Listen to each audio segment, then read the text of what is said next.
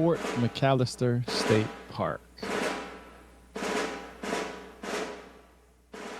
Situated just south of Savannah near I-95 along the scenic Ogeechee River, Fort McAllister Historic Park boasts one of the Confederacy's best preserved earthwork fortifications.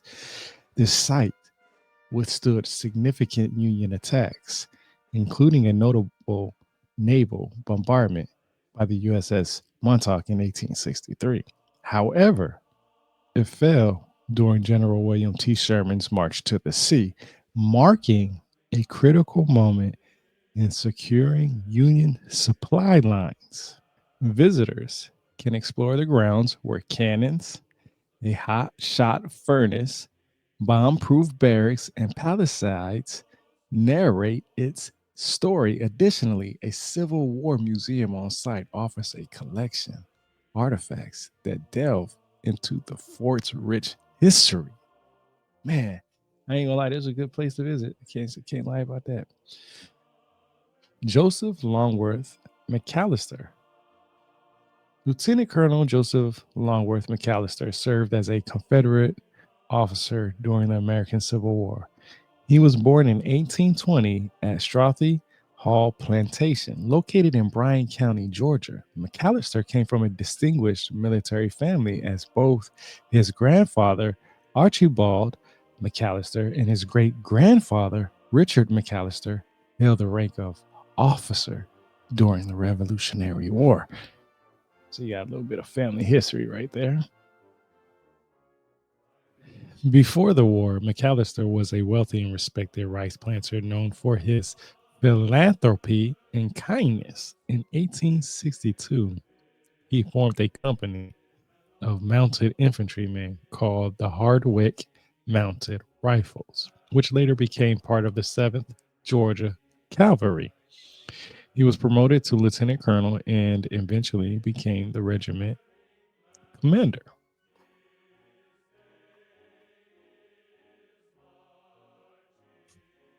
But sadly, he met his end at the Battle of Trevelyan Station on June 11th, 1864, one of the most significant cavalry battles of the Civil War.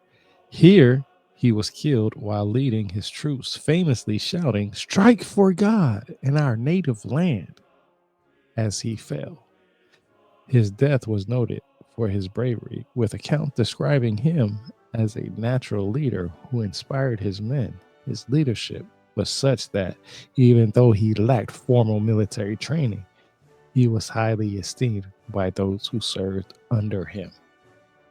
Fort McAllister, which played a significant role in defending Savannah during the Civil War, was built on land he owned, showcasing his connection to the military and strategic aspects of the conflict. After his death, his memory was preserved through various historical records, memorials, and artifacts donated by his descendants to Fort McAllister State Park, where his items are displayed.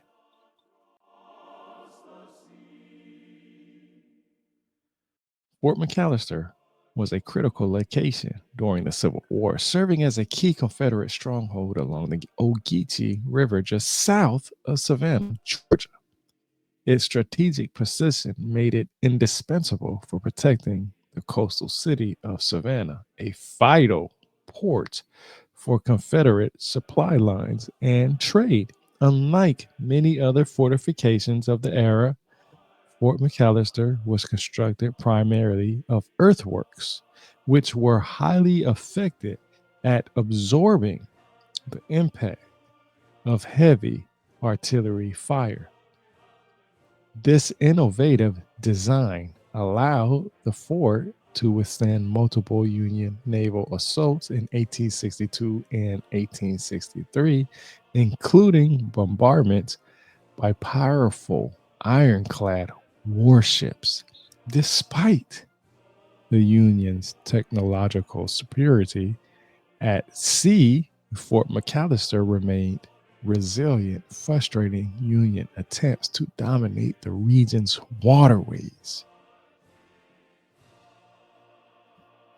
The fort's true importance emerged during General Sherman's march to the sea in late 1864. After carving a path of destruction across Sherman's forces arrived near Savannah in early December. The capture of the city was crucial for Sherman's campaign, but his army, deep in enemy territory, needed to establish contact with the Union Navy to secure supplies and reinforcements. Fort McAllister stood as the final obstacle to achieving this goal.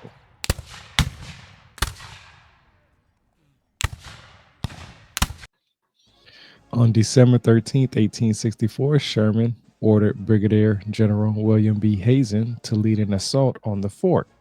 Hazen's division of approximately 4,000 Union troops advanced rapidly against the fort's defenses, which were manned by fewer than 300 Confederate soldiers under Major George W. Anderson.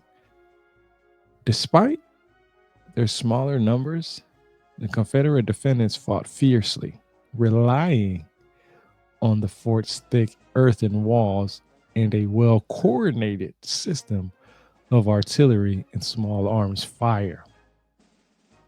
However, the Union forces used overwhelming numbers and aggressive tactics, scaling the fort's walls under fire. The battle was intense but brief, lasting only about 15 minutes before the Union troops overran the fort.